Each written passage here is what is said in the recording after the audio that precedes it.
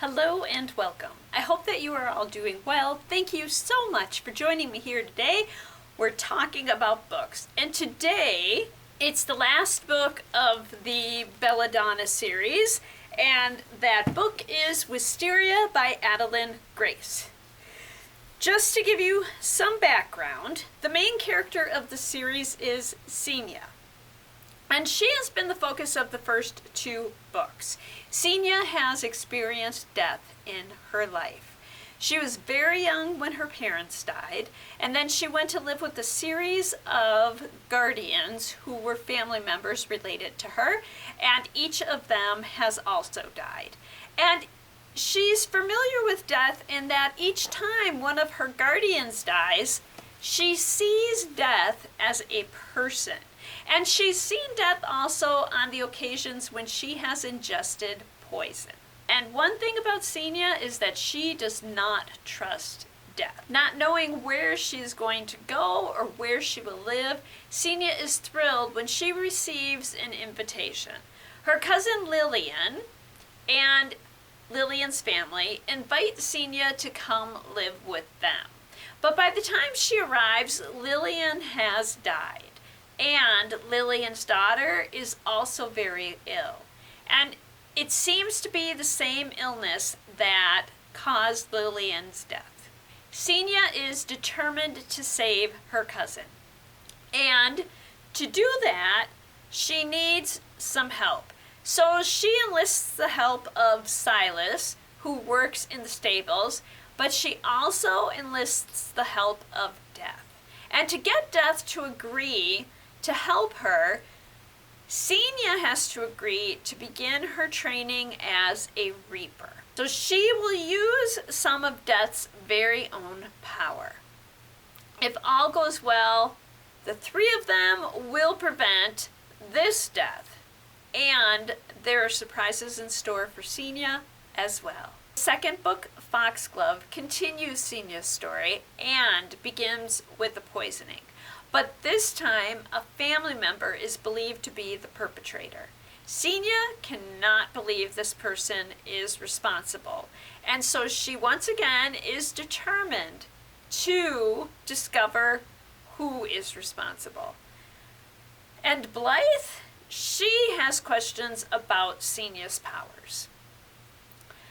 We're introduced to Fate, Death's brother, in Foxglove, and Fate returns in this final book. So the focus of Wisteria shifts from Senya to Blythe and Blythe's new relationship. She's moved away from her father and from Senya, and she's never let anyone tell her what to do. Not her father, not society, and certainly not her new companion. She is determined to make his life anything but calm. Interesting, but not necessarily in a way he'd expect or maybe appreciate. Her new living arrangement gives her insight into herself and into a past she was unaware of. By the time you get to this third book, you know something about Blythe that she does not know about herself.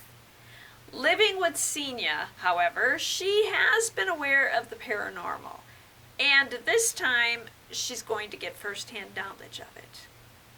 And both Blythe and Senya develop emotionally and mature throughout the series. And Wisteria is the perfect read if you like a book with fairy tale vibes, and if you like the season of winter, there's a portion of this book you just have to read. Who is going to like this series? Readers who like books with the Gothic feel will enjoy this series. What other books can you read for a similar experience? And I've got two of them. We're going to start with The Study in Drowning by Ava Reid. And this definitely has a Gothic feel. Effie believes in fairy tales, and she has since childhood. She has seen the Fairy King in visions. She loves Angharad by Emery Murden, And it's an epic tale of a girl who falls in love with the Fairy King and then destroys him. Myrddin's estate has been falling apart since his death, and his house also. So his family announces a contest for architects and those studying to be architects to submit designs to rework the house. And Effie feels like this is her destiny, and so she enters and wins.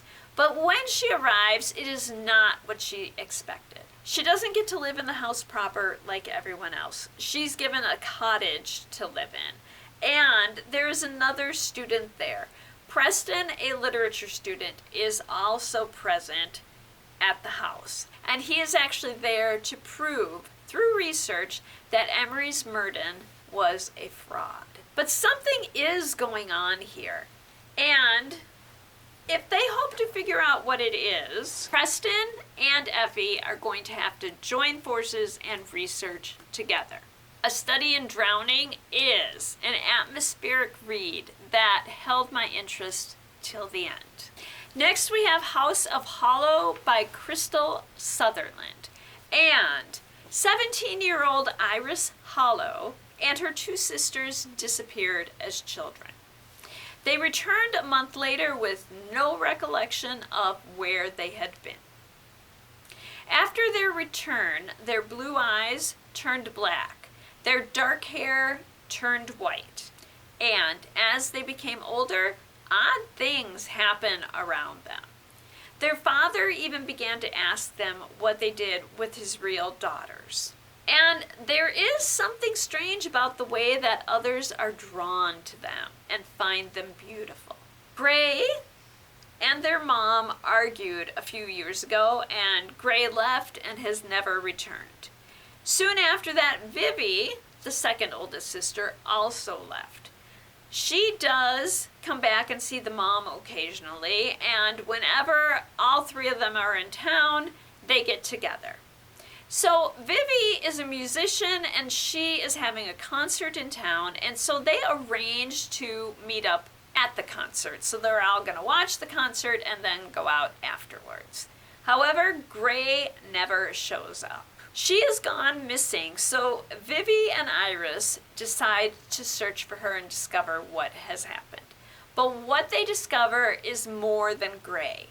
It's the secret of their past.